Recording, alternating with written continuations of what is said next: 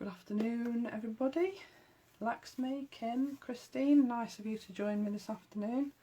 I'm not going to be hanging around getting started because there's quite a lot I want to go through today, and I don't want to keep people hanging around longer than absolutely necessary. Don't know whether any of you caught the show this morning or last night. I think the design team always knew that it was going to be a really successful show, so I don't think any of us have been disappointed. Hello Alison, nice of you to join me this afternoon. Right, I'm actually going to get stuck in, and then anybody else that joins us can pick up as and when they join us. So I just wanted to run through today only very slight information on ink pads, because ink pads is such a huge subject. There is no way I would ever cover everything to do with ink pads in half an hour. Hi Sarah.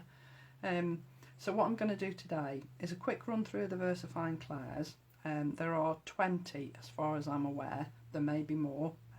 I've got 20. So I just wanted to run through what they do and the colours with you, because I think when you're buying colours it's very difficult sometimes, hello Dawn, to judge what colour you're going to get on a piece of white card by looking at the lid. Sometimes it's quite accurate, but on other occasions it can be not misleading. That's the wrong sort of analogy, but I don't think it sometimes gives a true reflection of the colour you're going to get on a piece of white card. So that's what I wanted to just quickly run through with you today, and then we'll just move on to the difference between distress inks and distress oxides. Hi Claire. So I'm sorry if I missed anybody. Hello Karen, how are you? We'll start with the Versafine Clairs and then we'll move on to the distress inks and the oxides. And I'm just going to run through what the pads are and how they're made up, and then I'm going to run through the colours with you. Now the interpretation of the colours is my interpretation.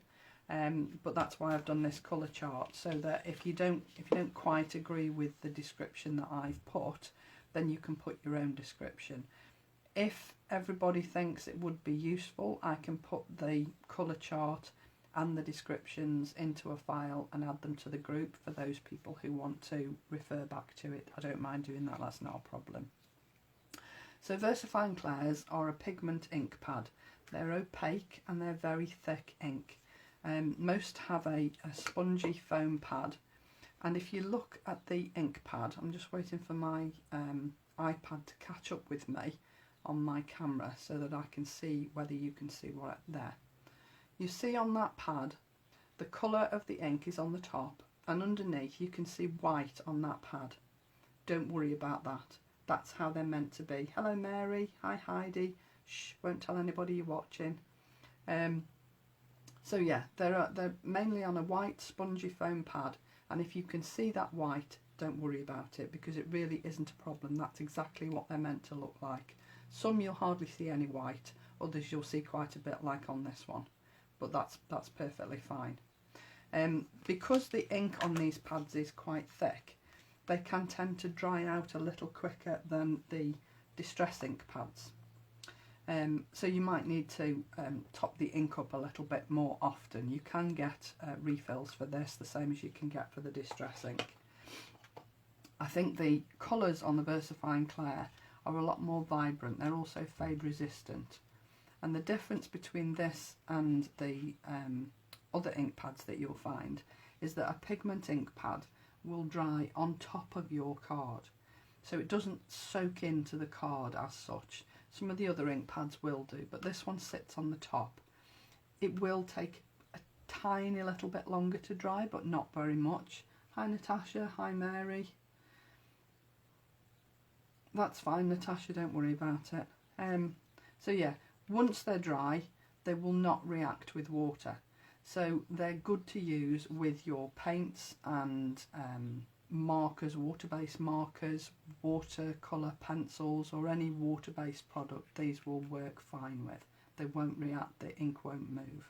Okay, so if I just run through the colours. Now I've done this little chart. I've used the waste from cutting out the banner sentiments. such a clever idea, these banner sentiments, and I have used one of the sentiments on the little card that I'm going to do right at the end. But I love the fact that you can cut out so many sentiments in one go. That will be the quickest way to fill your craft box with ready-made sentiments, and you will love this set. I know it's sold out this morning, but if you manage to get it, well done, because I don't think you'll be disappointed.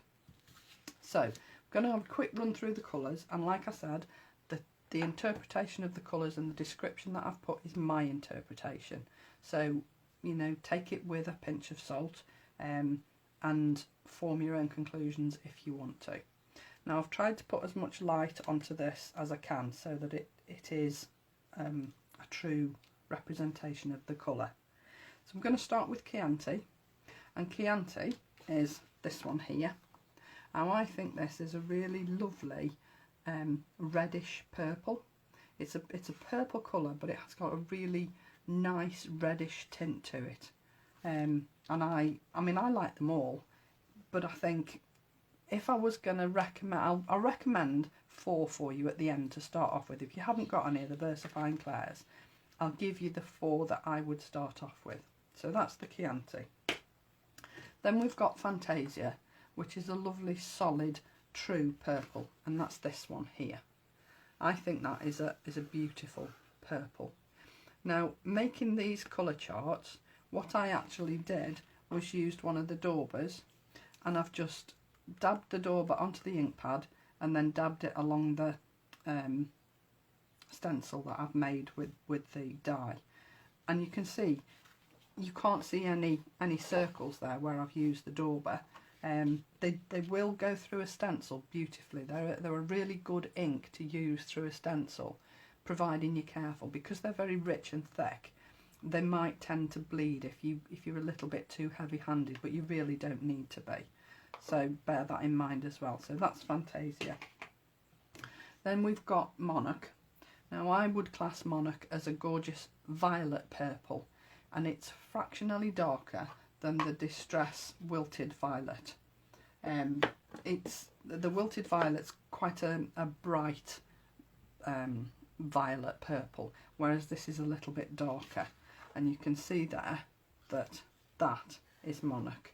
If you compare the two, you can see that's why I said Fantasia to me is a true purple, whereas Monarch is sort of a more violet-y purple.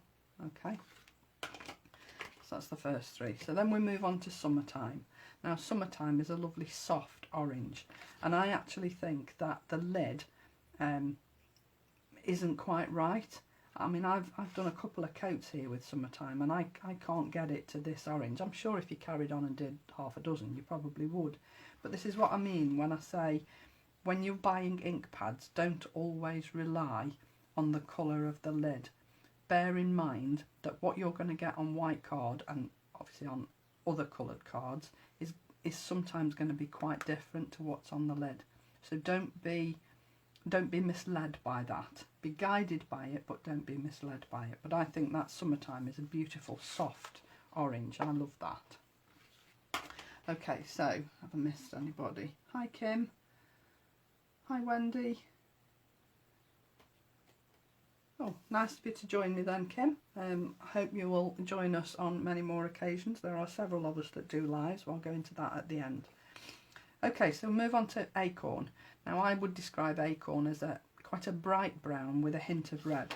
And if you look at the colour that I've put down on the white card here, I think you can see that to me it's sort of like horse chestnutty brown. And again, I don't think that brown looks the same as it does on the lid. So again, just use the colours on the lid as a guide, but not as a true representation. Pinecone is a very dark earthy brown. I would say probably along the lines of espresso on Distress Inks, but you can see the difference there between those two. This is Acorn and this is Pinecone. This is what I would call a good earth colour brown, whereas this reddy brown to me is more, like I say, more horse chestnut colour. So then we move on to the greens. Now this is Verdant, and I think this is sort of a I would class it as chartreuse, because I think this I think it's a really beautiful vivid green, and again I don't think the colour on the lid truly reflects the colour you're going to get when you put it onto white card. It's a beautiful green, but I don't think it's this dark, unless you spend 10 minutes inking through your stencil, obviously. So moving on to Rainforest. Rainforest is exactly what I would expect to find underneath the canopy of a rainforest. These lush dark greens. I think this is not dissimilar to Pine Needles in the Distress Inks, and I think you can see there the Rainforest there I think is a really good, I think that name is perfect for that ink pad. Some of the names I think, okay, where did that come from? But that one I think fits it to a T. So moving on to Cheerful. This is a beautiful bright summery yellow, and I actually think the lid does it justice. I would say it's darker than Squeezed Lemonade, but not as dark as Mustard Seed. Mustard Seed's quite a very deep golden yellow, whereas this is quite a bright summery yellow. That's my description anyway. So then we move on to Warm Breeze. Not quite sure where the name Warm Breeze comes from, but hey ho. It's a dark aqua colour, quite similar actually to Peacock Feathers, although I think it's possibly a little bit lighter. I think the vividness of the colour is different between the Warm Breeze and the Peacock Feathers. I think Peacock Feathers has got quite a more vivid colour to it than this. This is quite a deep colour for me, but I do really like that colour. So then we move on to Twilight. Now Twilight is a very dark blue with what I think is a greenish undertone to it. I don't know whether the light is picking up these colours on this card. I'm hoping so, but it's sort of what I would class as a really dark Air Force blue. And to me, the Air Force blue has always got sort of a greeny undertone to it. But again, another beautiful colour. And these ink pads are going to be perfect for stamping any stamps, because they're going to give a really crisp image. These Versafine Clairs bring out the detail in your stamps. So if you've got a really detailed stamp, these are the pads to go for.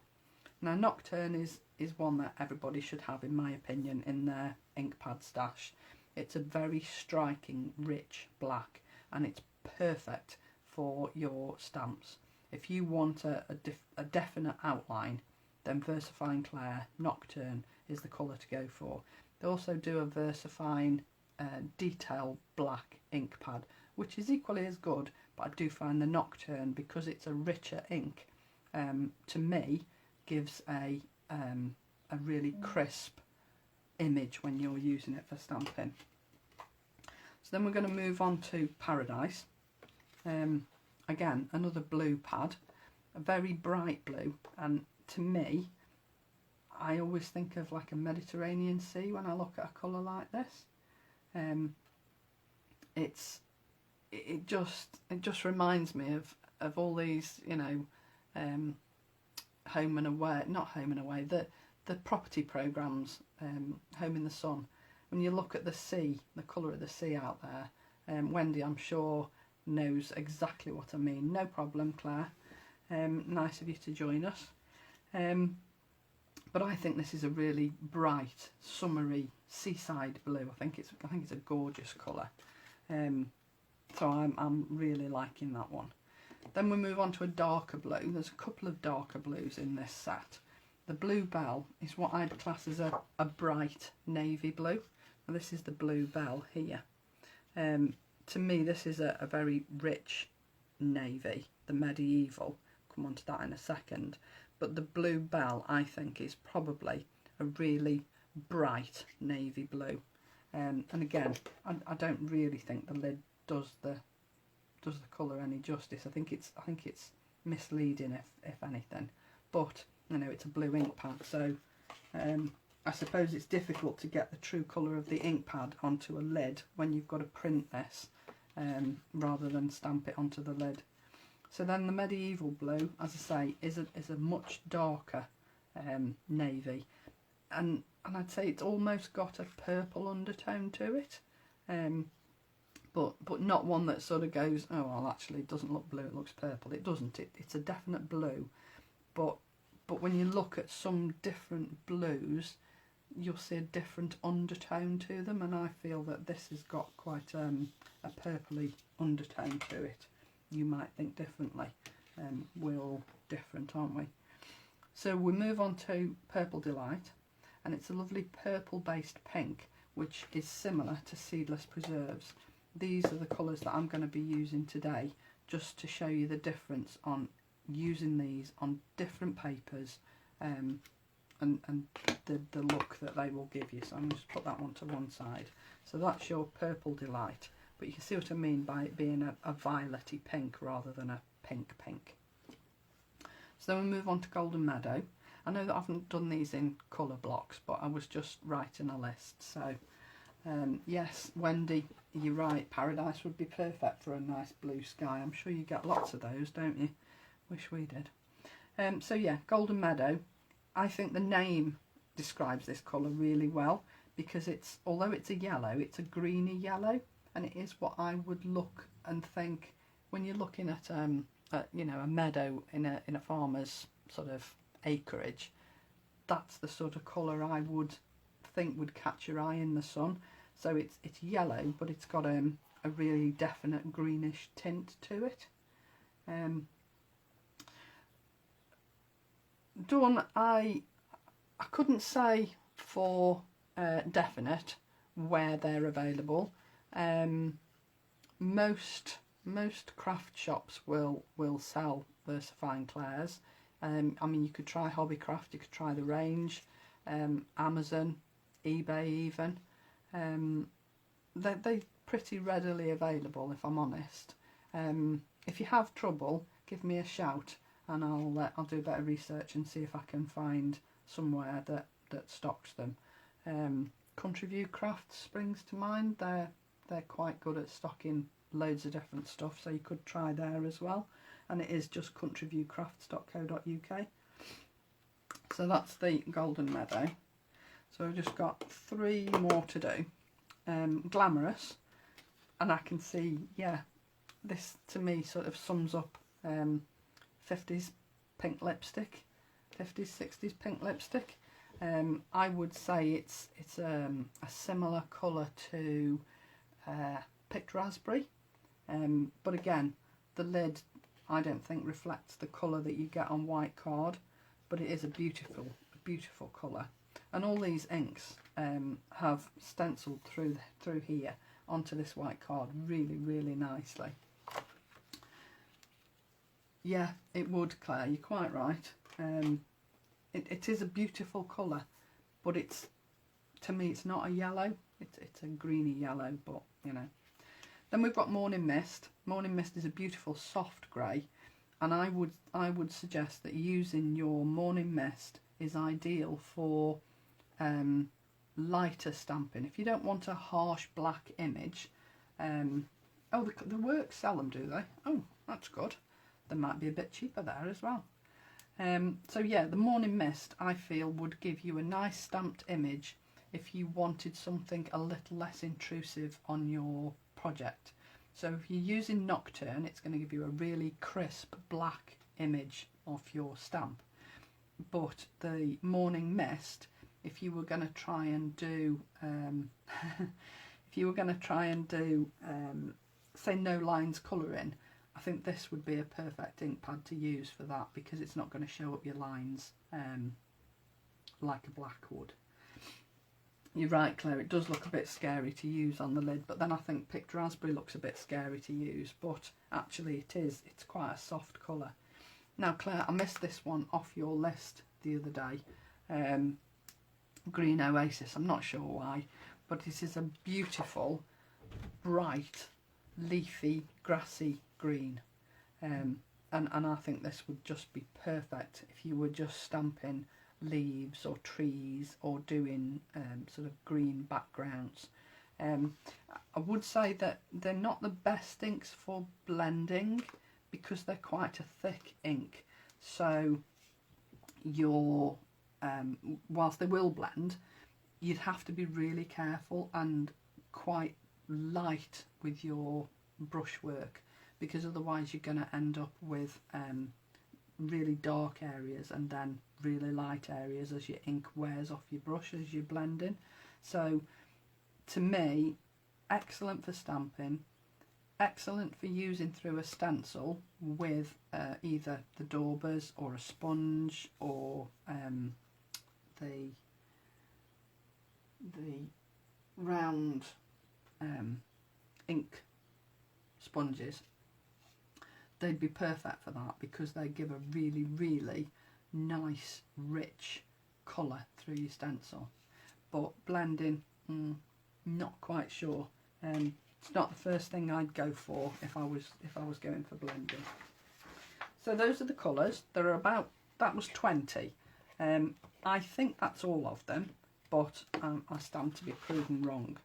And as I say, I can put the colour chart and the descriptions into a file in the group if people think that would be helpful. So just leave me a message on this video, and then if enough people want it, I'll take some time out this afternoon and do that for you. So what I want to do is just show you how these inks stamp differently on different cardstock, and what you can expect to see when you're using different cardstock with these ink pads. Now, your oxides are probably best described as a hybrid pad. They're pigment ink based, but they also contain some dye ink. And as soon as you stamp with these pads, the ink begins to oxidise, which gives them that beautiful chalky finish. Because they have that chalky finish, as they dry, they become more opaque and they tend to cover up the background. So if you're using them on white cardstock, they will cover over your background. I'm going to do you a quick background in a second, just so that I can show you what I mean. So the Distress ink is a dye-based ink pad. They have dense felt pads. They both have felt pads, the oxides and the inks. So you can see that there, both felt pads. And there shouldn't be any white on these. These will be full colour all the way through from top to bottom. The Distress inks can dry out, but there are re-inkers for them. So, you know, they will last, and you can bring them back to life if they dry out, so there's no worries there. Now the dye ink soaks into your card, but it will lighten up as it dries. So they're not good to use with water or water-based products because it will react with the water and it will fade and can run as well. Not saying they always will, but they will. There's more of a possibility. Hi Natalia. White pigment ink. I would go with the Distress oxide, no, the Distress ink Picket Fence, or what's the other one I've used? I've got an Adirondack Snowcap, I think, or I think the Brilliance is a good white one to try. I will double check that, and I will come back to you, Wendy, on that. Okay, I'll sort the file out and I'll add it to the group. So I'm just going to use a small stamp just to show you the difference in these 3 ink pads on these 3 different cardstocks. So the first one I'm going to use is the white cardstock. I'm going to start with the Distress ink pad, the oxide pad rather. No reason why I'm starting with that one over another one, but it's just because that's the order I've got them in. I'll stamp that down onto my white cardstock, and the one thing you'll notice is the difference in colour when I'm stamping with oxides as opposed to just the ordinary Distress inks. So just dry that off. So we're going to go with the Distress ink next, and I was quite taken aback by the difference in colour on these two. Oops. You see, that is the same colour, but one's an oxide and one's a distress ink. And the oxide is a more subtle colour. The distress ink gives you quite a deeper colour than the oxide. I mean, I like them both, but you know, why you would expect it to be different, I don't know, but they definitely do end up looking different. I don't usually use baby wipes, but I'm just using them today for quickness. And then this one is the Versafine Clair. Now to me, the Versafine Clair straight away gives you a crisper, more detailed image than either of the other two. I think that sort of speaks for itself. If I'm stamping and I want a really good image, my first choice would always be the Versafine Clair, because to me that gives a really good crisp image. And then if you're using the dies to cut them out, it means you've got a really good image to look at to line your die up for when you're cutting it out. But of course you can colour all of these and you can use water, but if I just add a bit of colour round here, and I'm only doing this really, really roughly. So I've gone with I'm using watercolour pencils here. I'm trying to look for the colour. Light red violet, which to me is that sort of colour. And then I'm going with a manganese violet, or violet based colours. But I'm just going to go over these with a water brush in a minute so that you can see the difference on how it reacts with the water and the ink that you've used to put it down on the paper. I'm not going to do it on all the coloured papers, all the different papers, just the white one. So I'm just using Lisa's watercolour brushes, which are amazing. Just make sure I've got enough water on there. And then I'm just going to blend out the colour on my image that I've just put down. Now I can see straight away that some of that oxide colour is moving with the water. I mean, it's not losing it all, but it's taking away the definition of my image. However, when I use it on the Versafine Clair, it isn't budging that ink at all. I'm not going to colour everything, I just wanted to show you the difference.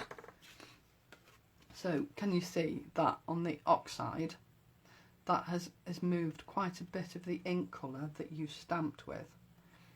The distress ink has moved some but not all, and then the Versafine Clair hasn't moved any of the stamped detail at all.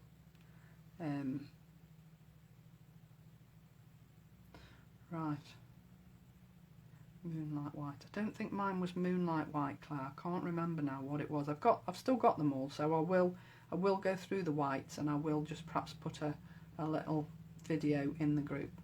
But I think you can see the difference in those three inks and how they react differently when you add water to them. I'm just waiting for my iPad to catch up so that I know whether I'm holding this in the right position. There, I think that's about right. For me, stamping, colouring and then adding water, I would use the Versafine Clairs. The oxides, no, because it moves too much of the ink. But I think, yes, you can still use it, but for me, Versafine Clair if I'm stamping and watercolouring afterwards. Although you could probably get away with it with the ordinary distress ink pad. Okay, so that's on white card.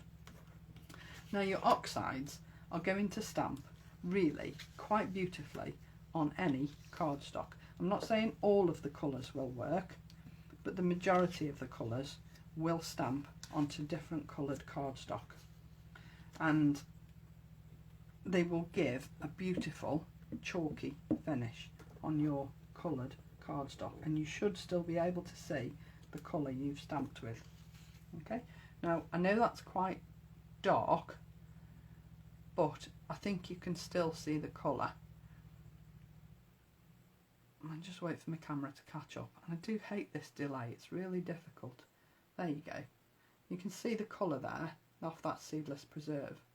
But if I then go on and try and stamp with a distress ink onto this dark cardstock, I don't think you will be able to see any image at all. Might be able to see a bit, but I doubt it. Oh, you can. You can see an image, but you can't see the colour, because the distress ink just sits on the top of the card, and it won't reflect the true colour. However, if you wanted to clear emboss that, because it stays a teeny weeny bit wet, you might get away with clear embossing it so that it might show the colour up a little bit more. But it would be a case of trial and error with your stamps and your ink pads and the colours that you're using to see what shows up and what doesn't.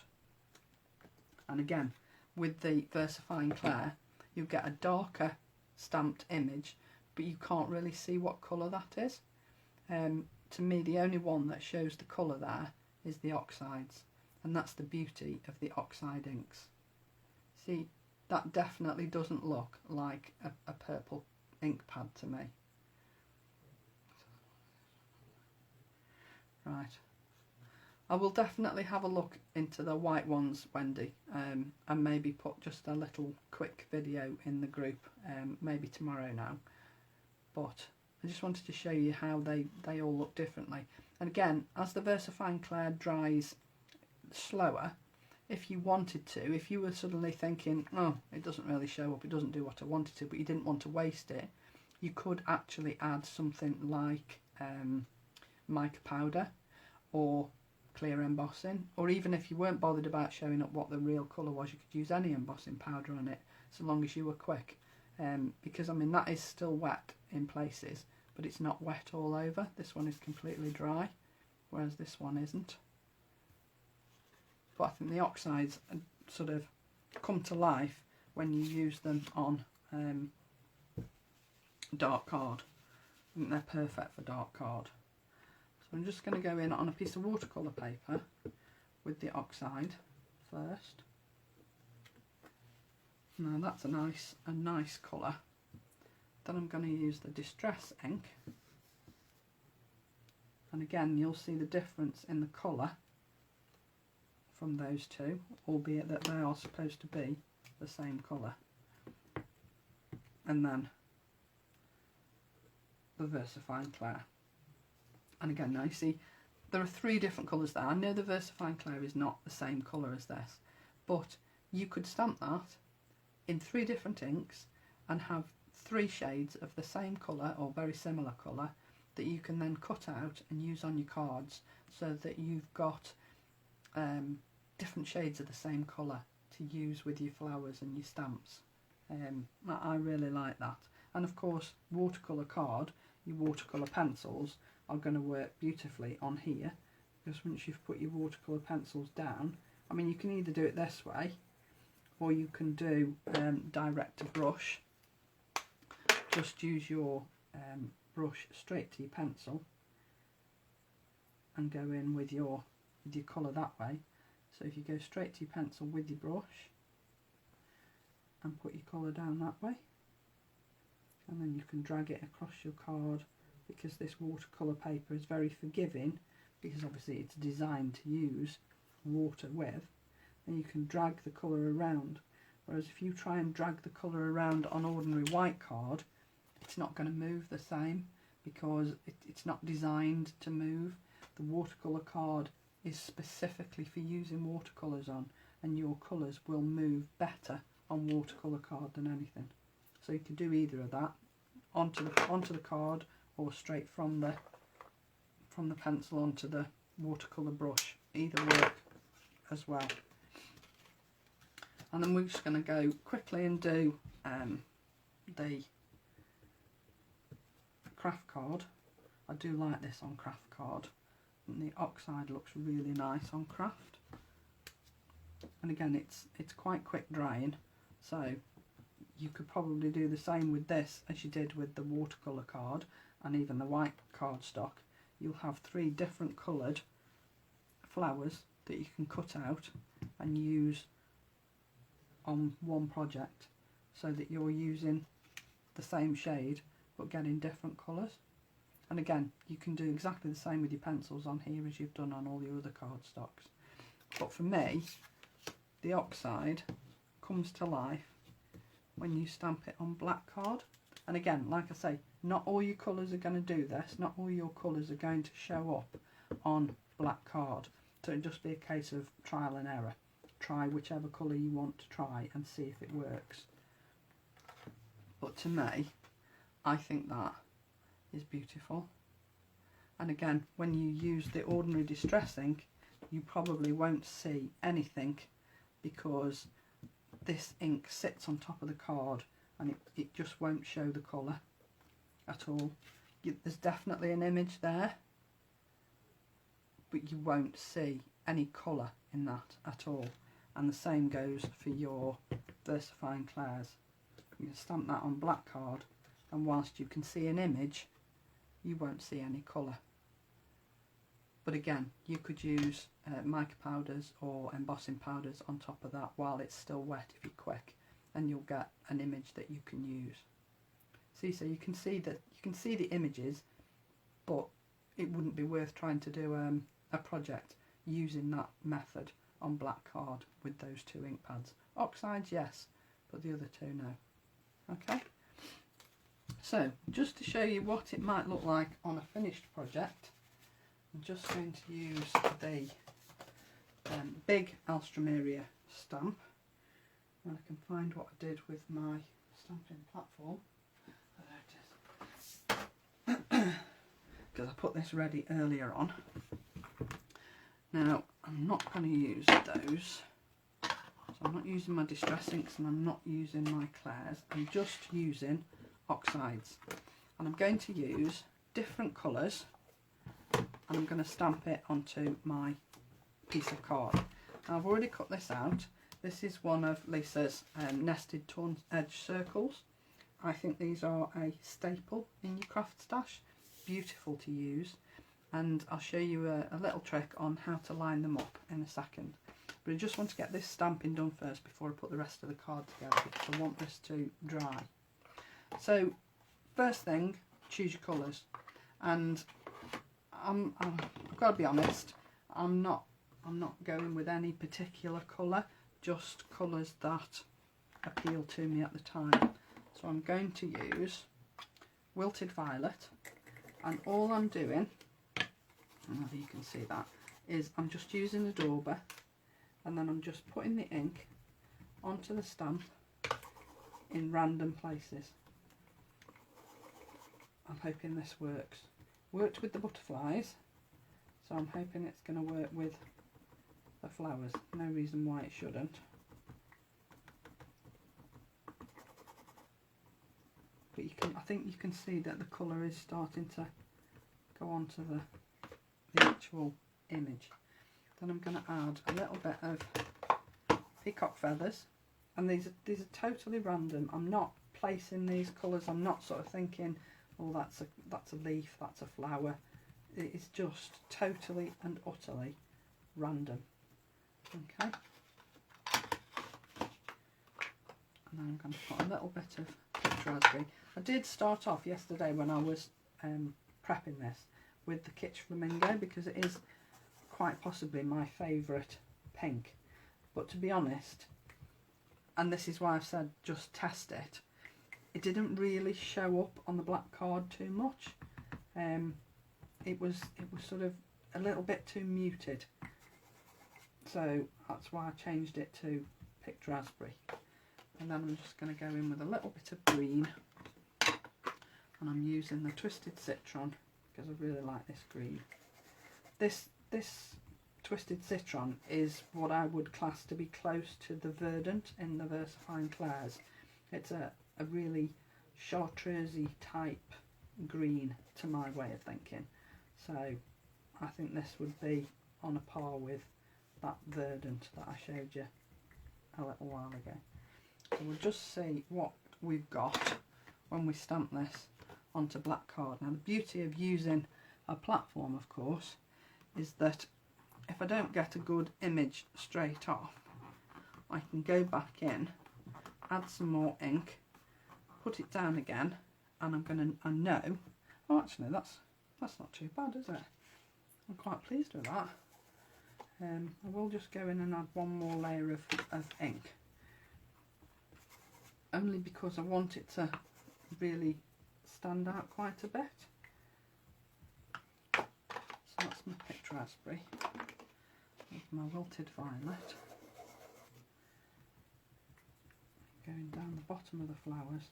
Again, sort of know where I'm going, but I don't mind if it's not exactly where I think it should be, if you know what I mean.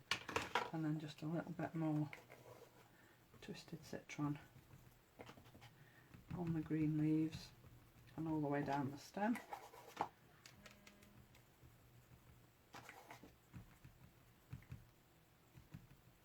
And then just give another stamp over there.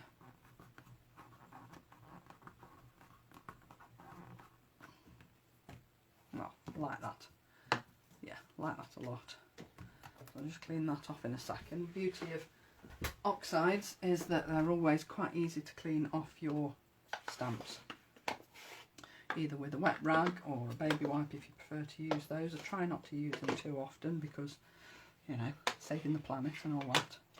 So just put my card together, and as I say, yesterday I used one of the jewelled butterflies from Lisa's sets that she still has in stock. There are quite a few of these still in stock, about 5 I think, but if you wanted to grab them now, they're actually half price, so they're actually only £5.49. You get 2 butterflies, 2 sentiments, and I'm sure there's something else. I can't remember now off the top of my head, but let me just have a look and see if I've got the... Oh, there we go. That's what you get in the jewel butterflies. So this is the one I used, and you get 2 sentiments and 2 butterflies. And I think they're just the most beautiful butterflies that Lisa's ever... I just think they're fabulous. And you can decoupage them beautifully. They do all sorts with them. Fabulous stamps. But today, because I'm doing it on the Friday that Lisa's on TV, I thought I would go with the Alstroemeria, which sold out individually, and I think the way things are going, it may well be a complete sellout this afternoon if it isn't already.